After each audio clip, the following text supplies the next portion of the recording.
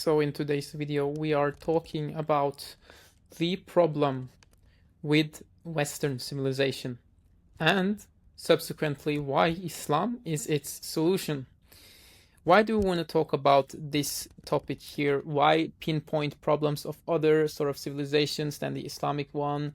Why mention the Western world in general in a negative light? Well, precisely because people today are presenting the Western civilization as the pinnacle of sort of truth, the pinnacle of perfection, the pinnacle of freedom, the pinnacle of everything that's good in the world. And upon further investigation, we find that that is absolutely not the case. And in reality, it almost couldn't get further from the truth. That's not to say that the Western civilization has brought forth a lot of good, a lot of intellectual endeavors, but we can easily break down, as we will in this video, that civilization in itself, its entire foundation is laid upon flawed ground, and thereby the entire civilization becomes flawed. So without further ado, let's get into this video. We can't really define the Western civilization in other terms except specifically capitalistic. The Western civilization has profit and material progression as its underpinning. Profit, material progression, material progress. It is the most important thing that a civilization like the West sees. What one judges a person by is his wealth, how much money he has, and that defines his status. This is a society where moral truth, moral uprightness is not something that is considered the greatest thing. With that, we see that the society as a whole is almost working in the fundamental principle of survival of the fittest. Everyone is sort of there to, fight for themselves, their own survival, and their own sort of, success, which again is defined in the material terms. And this means that people are inherently competing against each other. Further, this has led to a society where every individual has himself and his ego in the center. First of all, he has to work for himself to survive, and keep in mind, of course, this is some aspects which we find in nature, but the whole focus of the self, the ego, individualism, which this in turn has produced, and the consumerism, which has again come from this material line of thinking and being. It has created a world where people have themselves and their desires in the center, and only focus on consuming and acquiring more for themselves. Now we're going to answer how Islam solves this specific thing, but we're going to first lay out all the other problems that we see and that we can address in this video regarding the Western civilization. So let's move on to the other. The next thing we're going to mention here is moral relativism. What this is a situation of the Western society where we don't have objective morality. Everything is subjective, meaning that any person can believe something to be moral and right over wrong, and that will suddenly become right over wrong. There is no objective, meaning outside oneself and collectively agreed upon, or a collectively true moral law. And what this creates is a meaningless world, because without true objective morality, there is really no morality.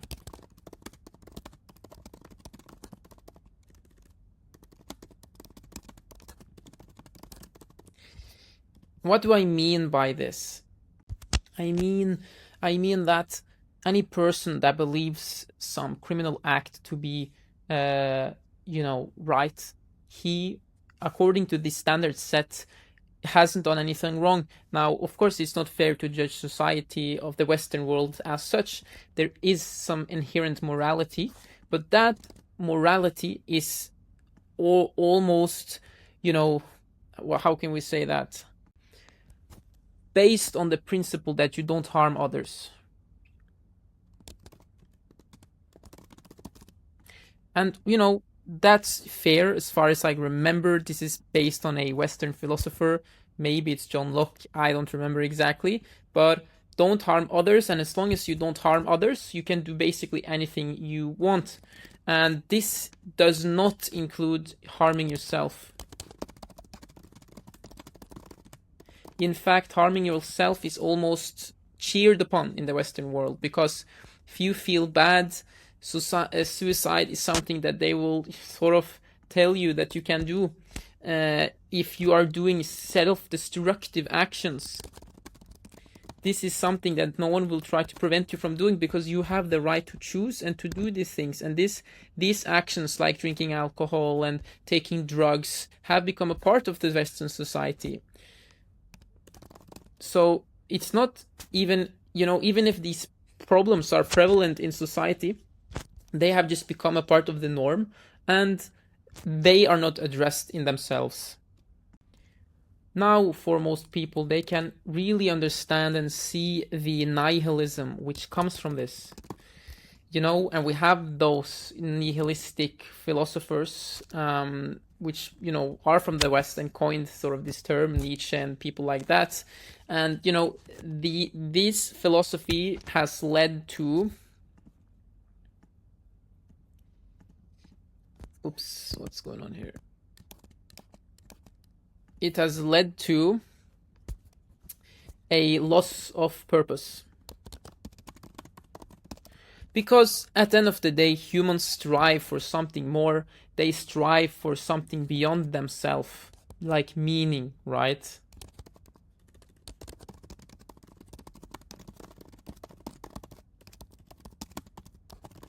And this is a part of human nature as collective individuals.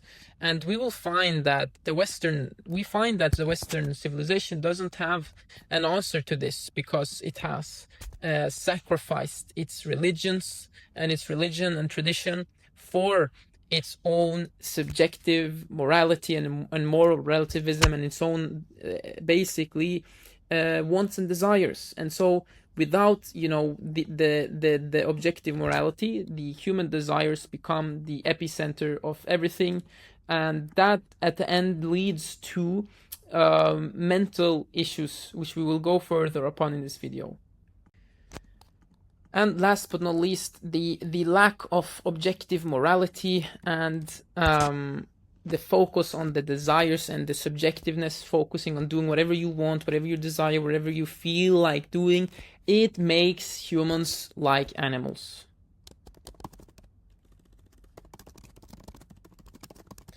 Why is that? Because the fundamental human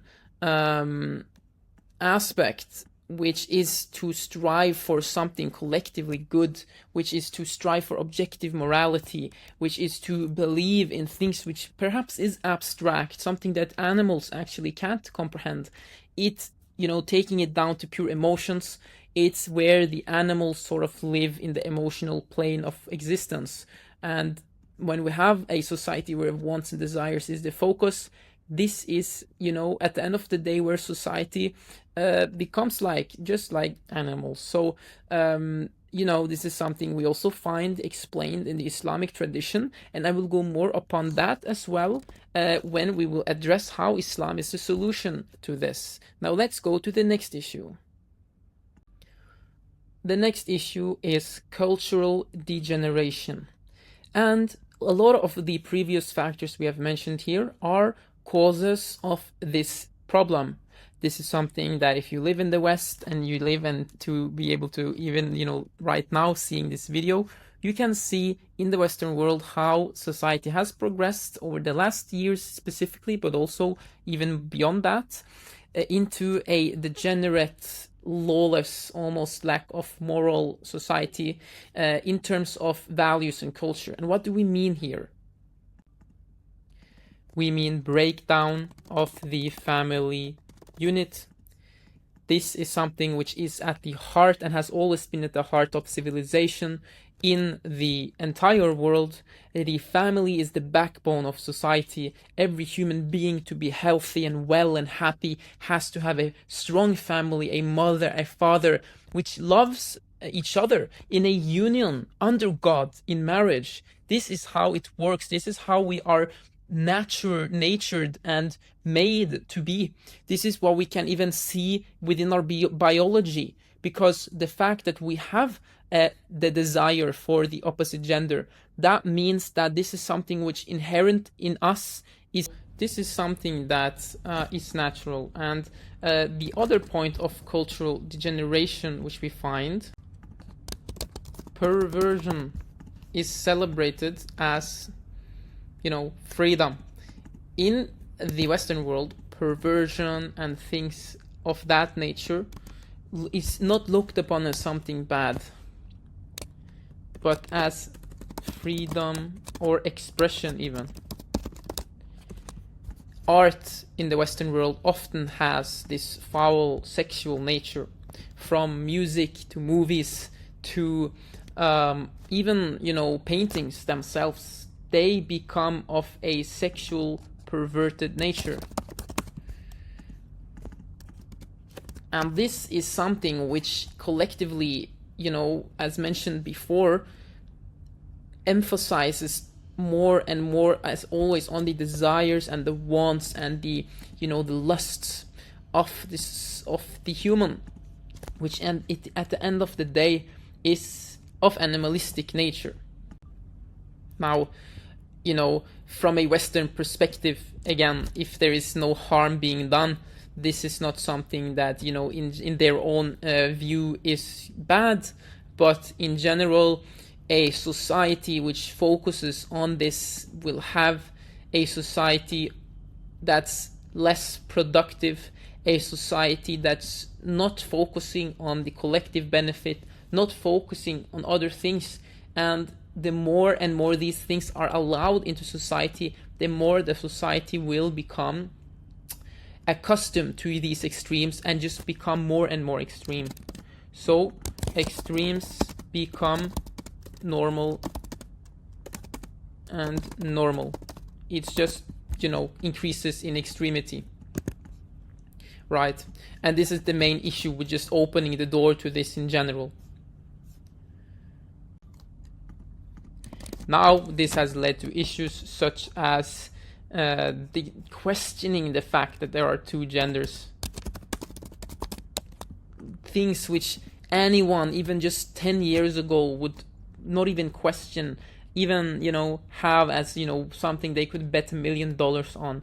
But then now they are now not sure if there is even two genders, because they have understood, they understand that they have no moral standpoint. There is no right or wrong, and anything that collectively is agreed upon, or seems correct based on, harm of others, just becomes, accepted. So two genders, woke ideology, and LGBTQ. Now, why is that an issue? Well, this is an issue because it's actually something which is harmful. It is harmful to themselves. First of all, kids imitate behaviors that they see, and this is creating, when you open the door to these behaviors, you're creating more of it. And kids imitate and start to behave and think that this is the case, that they are like this. And they will start experimenting with these things, and they will start becoming like this. And this leads to what we see in the LGBT community: high rates of suicide, drugs, and all sorts of immorality, even harm to themselves. because the nature of these actions, which are not even, meant to be, they are not like meant in their biology. It means that they have to take all this sort of drugs to be able to do their activities, harm themselves, operations, and all of these things. And it's harmful to them by all means, mentally and physically.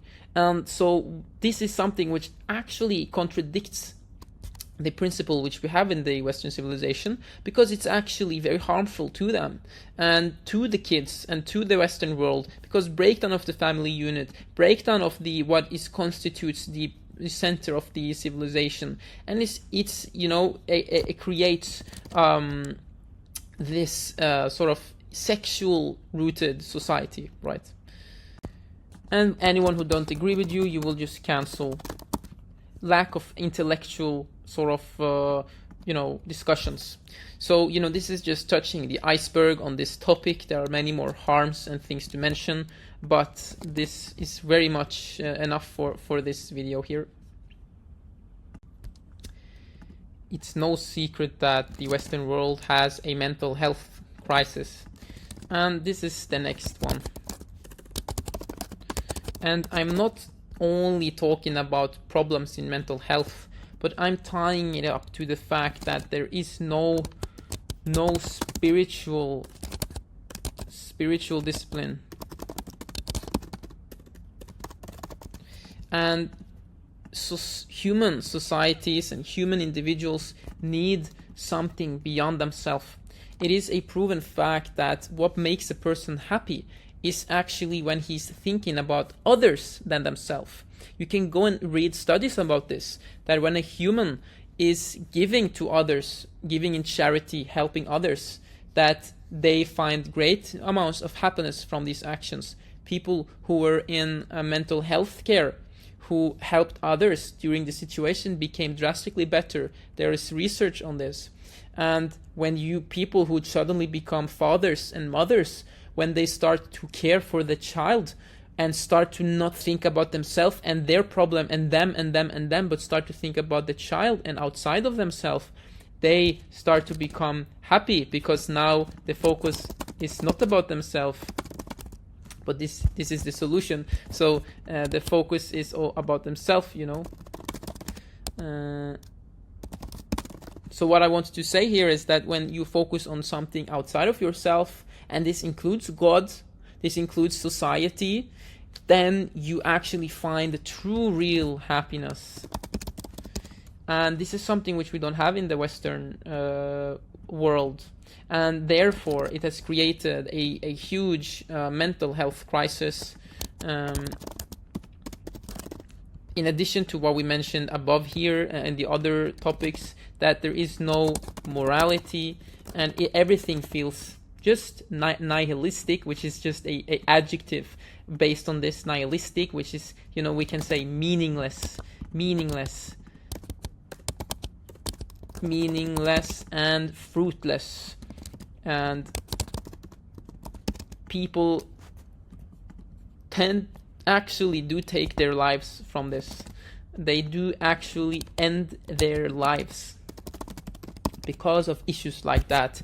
They, as long as they are, if they aren't able to find what most people are doing in the Western world, find escapes, then they will, I don't know what they will do. They will do bad things, because usually in the Western world, to treat this, you find escapes like alcohol, partying, drugs. And this is all to escape what everyone knows inside them, that something is deeply wrong here. There is no, what's the purpose of this life, and instead of asking these deep questions, you suddenly escape to, the alcohol, the partying, the drugs, going out in the nightclubs. And it's, again, an animalistic way of being. And while the Western world tries to project itself as the pinnacle of reason, the people of enlightenment, in reality it becomes the exact opposite, because once you don't have an objective morality, everything becomes subjective about yourself, your desires, and your own wants. And this is all of the consequences of that is what we mentioned here. So of course, a lot of this comes from the shift in the Western world that happened in the 1700s, in the Age of Enlightenment, when the Western society took a huge break away from the Christian world and into the Enlightenment and reason, right? Which the Enlightenment philosophers coined it. Just to finish in with this, a few more points here. We can also sort of add a few small boxes, tied to this.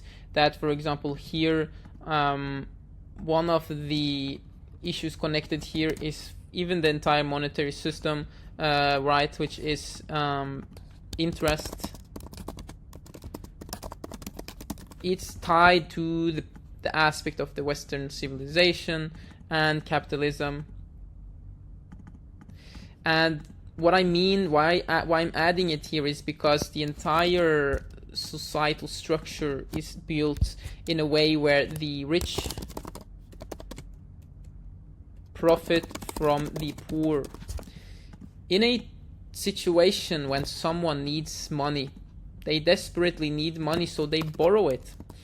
Instead of helping out to that person who is in a fragile state, the richest people will find it suitable to enslave him in an never-ending cycle of slavery. So monetary slavery, this is something which is extremely prevalent in the Western world, because that's how the entire system is built. That's how everything works. And what happens is that the differences between rich and poor, it just becomes tremendous.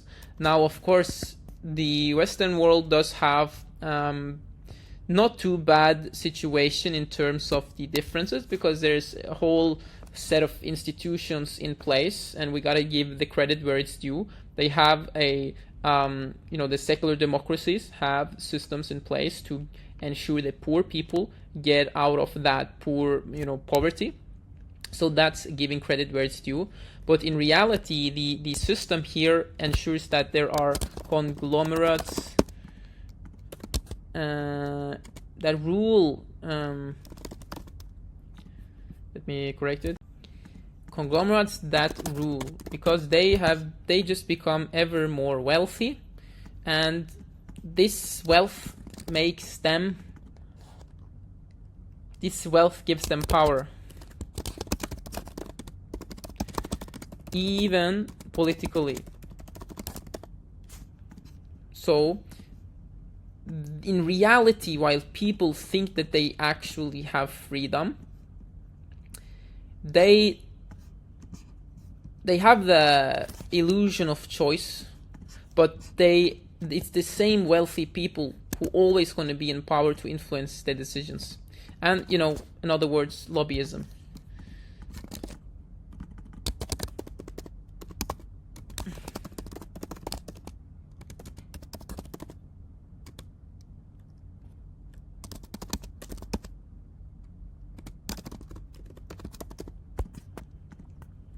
So we just wanted to add a small little extra note here to this one, and let's see what else we can add here. And a lot of the sort of results of this too is looking upon technology as the sort of savior. And again, it ties back to material progress, because technology is sort of the manifestation of the issues we see here, and it sort of becomes that collective endeavor that everyone strives for, right? So instead of, what is the collective religion of the Western world? I mean, it's for sure is, progress and material progression, technology and innovation, and sort of, some people coin it as the evolution of the human race, going to the next stage, because they don't have a foundation collective, basically what we call religion. So they make these collective aims and ambitions and goals that humanity can strive for. And that's why, technology is so much at the center of that world. And we then, what is the result of this is that we build technology. The people who build technology have all these issues, and they are defining this new world based on these issues that they have. But in reality, it also becomes a vision for the future where things get tied down again to the same principles of building technology to get even more pleasure and squeeze more resources out of this world and go to the next planet and squeeze that planet's resources. And we find that no matter where people are going to turn, the same issues, which is the foundational issues of this society, are going to be continuing, and people are going to escape. It's the same as they have into technology and games and drugs, and we're going to see just these issues become increasingly more relevant. Now, we have talked a lot about the problems of the Western civilization, and now it's time to talk about the solution, which is Islam. Now, we started with mentioning capitalism as the core pinnacle of problems of the Western world, and let's now define the Islamic economic model.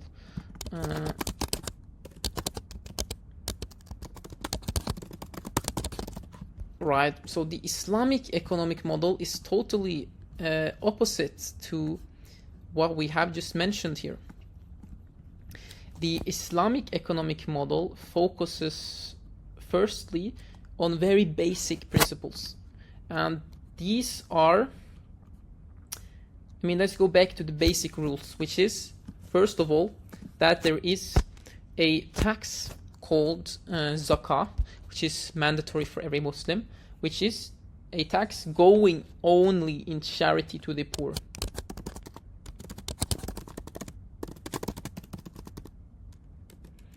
And a religious obligation upon every living, breathing Muslim who has the capability to give zakah. And this is something that undermines the entire Islamic economic model. It is zakah, to give charity to the poor, a tax of 2%, a 2.5% tax that everyone has to pay on their wealth, on their idle wealth. On their idle wealth. Now, why am I focusing on the aspect that it's idle? Because the Islamic economic model focuses on wealth that is sitting without being used. This is not good. So in Islam, wealth should be circulating. And any wealth that sits, there is a tax on it.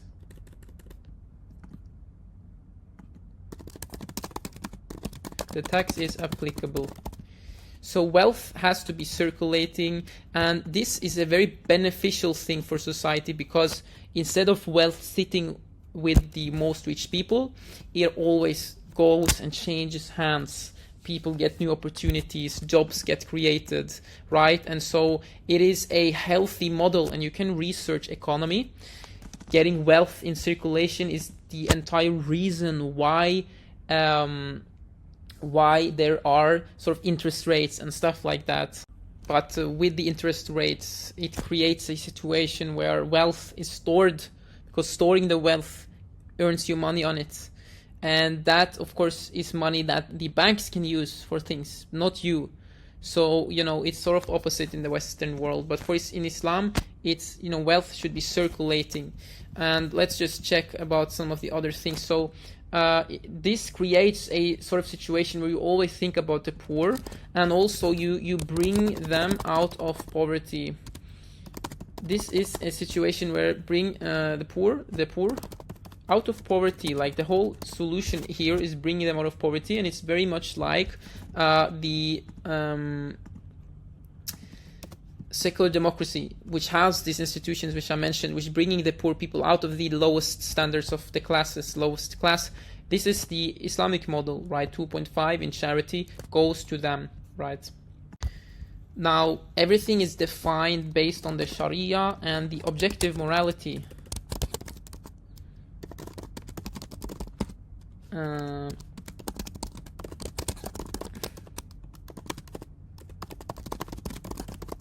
So this means that there is not a focus on the self and whatever you want as a person, but there are laws agreed upon in society which everyone follow. And of course, in the Western world, we also have laws which everyone agrees upon that we follow. But here they are tied up to a spiritual purpose, which in turn for the individual in Islam is a form of worship. Because every action, even the smallest of actions, like giving a date in charity, is a means of salvation. So the entire everything has a purpose in Islam, even the economy with purpose. Now in Islam, wealth is not what defines a person, because in Islam we are being told by God that He doesn't look upon our looks, for example, that's what it says, but He looks upon our hearts, and also the one who is better than the other is the one who is more pious. So it's not wealth does not, or I will say shouldn't, because while Islamic societies today may be affected, it shouldn't, and it's not like this in Islam. Wealth does not affect status. We pray next to a poor person, prays next to a rich person. There is equality under God.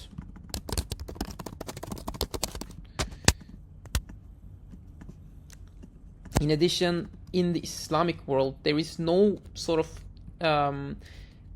democracy, right? In reality, in the religion, there is no full democracy as we have it today, which means that there also is no lobbyism.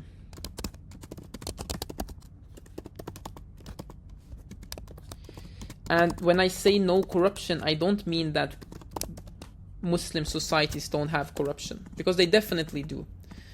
But in reality, there is a caliph, and this caliph is the leader. You can't corrupt your way through that, right? So there is a leader, and his focus is to serve. Leader serves the people. His whole responsibility is to serve the people. It's not a responsibility people want to have. And these are some of the things about the Islamic economic and also societal model that totally is in stark opposition and solves what we have just mentioned, because material progress and profit is not at the center, rather salvation is at the center, and pleasing God. And this ensures that all of the issues we just have mentioned in the Western world, such as the fight for survival and the ego and consumerism and individualism, it's not really inherently there as the Western world has. Now, of course, a world there are aspects in the Islamic model which very much are close to capitalism. It is actually close to capitalism because the Islamic model is very free. Other than these rules we have mentioned, sorry guys, close to capitalism, because other than the rules we have just mentioned, there are not too many more rules, and this creates a very free market. And free market is a good thing, because now there is, the nature of the market, people can compete with each other in a manner which is, beyond the what's allowed. And people can, compete, build stuff, innovation, companies. Now, it's not allowed to, for example, manipulate with prices. So this is something which is mentioned, that one of the things which are prohibited is manipulating prices of goods. This again protects society, while in the Western world manipulating prices is normal. It's a part of the institutional model because you want to make profit. So making profit, it doesn't matter if the consequence is 1,000 people starving due to the increase in price, right? It's actually the opposite. So manipulating prices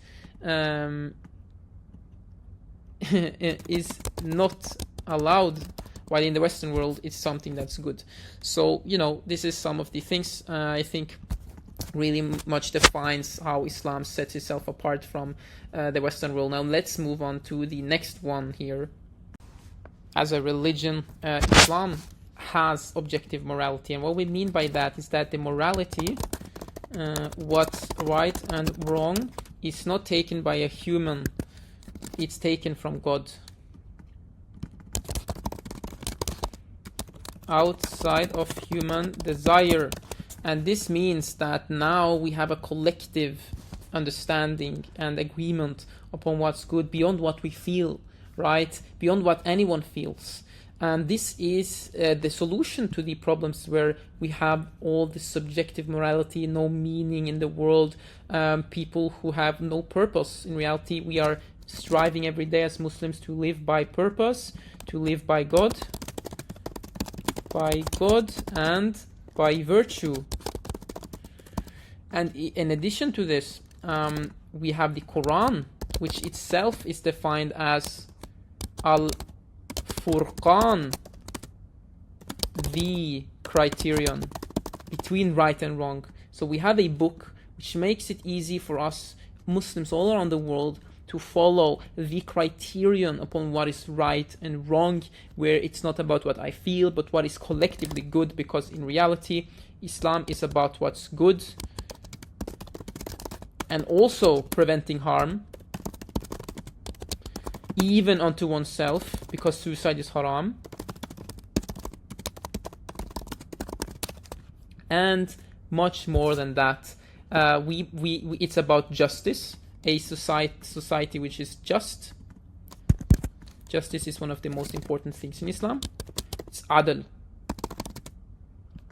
And justice is at the center, and not only justice between humans. Not only justice between humans, but also unto God. And this is where we see unto Allah. And this is where we see a core focus, because this is where we put ourselves away from the equation and focus on God, because in reality He exists and we focus on being just unto Him. An example, He created us and everything that exists, therefore we thank Him. He gave us food, therefore we thank Him, we worship Him, and we do as He pleases, as He wants.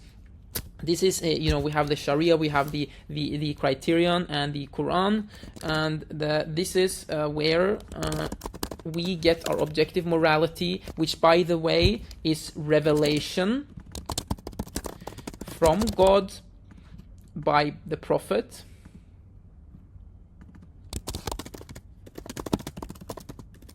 as with other prophets. And this ties us up to a human tradition that is spanning thousands of years. And there is more to be said about this topic, but let's continue to the next one. While the Western world is falling in cultural degeneration, in Islam, the whole entire purpose is to protect society from this. Protect society. The Prophet, like Prophet Lut, we are reminded by stories in the Quran about earlier people and civilizations which fell into immorality. We are even reminded and warned several places about these issues, and the clothing laws, which are obligations upon man and woman, protect society. They prevent a woman from being looked upon as an object. Protects women from being seen as objects. which is, something that is very contradictory to the Western world we live in today. So there is the society protection and the laws, even punishments in the Sharia for sexual immorality.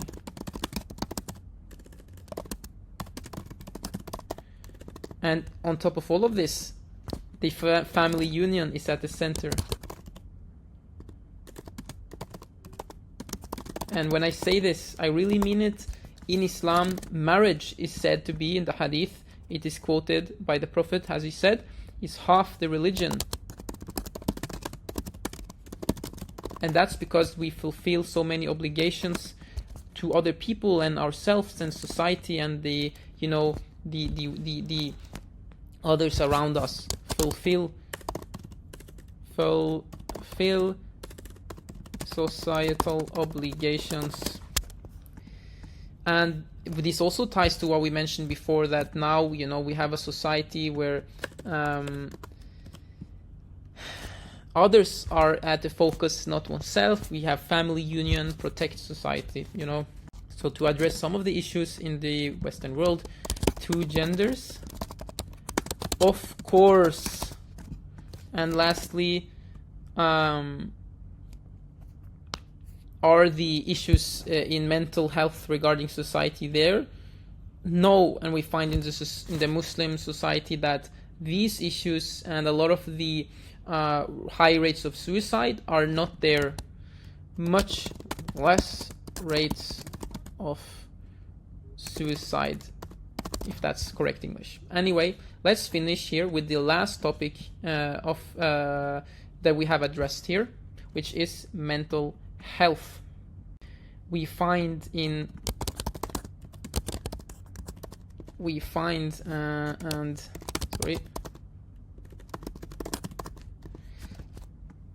the Muslim world, the religion is at the core, and it gives everyone a sense of purpose. This doesn't mean that Muslim people are immune to mental health issues, and it's probably increasing in the in the Muslim world as well. But there is a truth that the people who are truly religious have an inner sense of happiness. That is, anyone will describe to you. If you ask any Muslim, he will affirm that this is absolutely the case with him, and this is something he has experienced. And whenever he took his religion seriously, he started feeling that joy. There is also a collective union, which is one of the things which solves these issues. Collective union. There is the mosque and collective activities there. Mosque for collective gatherings. And the reason I'm mentioning this is because isolation, which is prevalent in the Western world, is one of the reasons why there are so many issues as well. I even just want to go and add that because it's so important. And so the spirituality is something that for sure is there. We have an endless path of studying.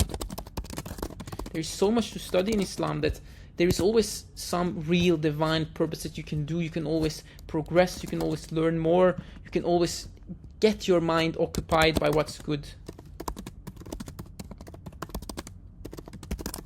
And this is something which you see in the mental health institutions, that they always will try to make people occupied by things, to get them going, get them into life, make them do things. And in the Islamic society, this is encouraged. This is a part of how it works. We are encouraged to even seeking knowledge. It's an obligation. And when we say seeking knowledge, it's really structured years of hardcore studying. That's why in the Islamic world we had all these disciplines and sciences coming out of it, because people took this seriously as a part of their religion to seek knowledge. And so these shows in a very brief video how Islam is the solution to a lot of the Western world's problems. And I have really tipped just the iceberg of the problems in Western civilization and how and why Islam is the solution to this. Now, if you are a person who thinks that Islam is full of issues and full of problems, I do recommend you to watch my other videos on this topic, addressing the lies, the false accusations against Islam, and I invite you to read about Islam, and I'm saying that in a way where you should take up a book, a real book, could be from a non-Muslim, but a real book about the religion, and read even from a historical perspective what it really was about. Now, of course, don't stick to one book, get multiple sources, learn and ask Muslims so you get the truth about what Islam is, because Islam is about, it's about peace, it's about salvation, righteousness unto God, justice in society unto God. It's about submitting to the creator of the heavens and the earth and following the manner of the prophets, the people who got knowledge directly from God, right? It's not a society or a religion where we focus a lot about ourselves and ourselves. We even see wealth as something dangerous, because wealth is something which distracts us from God, and therefore in a society where wealth is in the center, in just a 21st century in general, all over the world, wealth is sort of the center of everything. Having that spiritual discipline, having that spiritual inner connection to God, to morality, to purpose, to oneself, to one's family, to what's right, answering what happens after death, knowing that big sense of anxiety that we all face, and getting an answer that after death, if you please God, He will please you. He will be with you as you was with Him, and He will do unto you as you did unto Him. If you submitted to God and accepted God, He will accept you and your deeds. May Allah subhanahu wa ta'ala make this video beneficial. I ask that Allah subhanahu wa ta'ala guide every single viewer of this video. I ask that He make the video beneficial, knowledgeable, and that people come into Islam with a inner real intention, that they turn unto God and get the everlasting peace in the afterlife. From this video, Bismillah walhamdulillah wassalatu wassalamu ala rasulillah. Assalamu alaikum wa rahmatullahi wa barakatuh.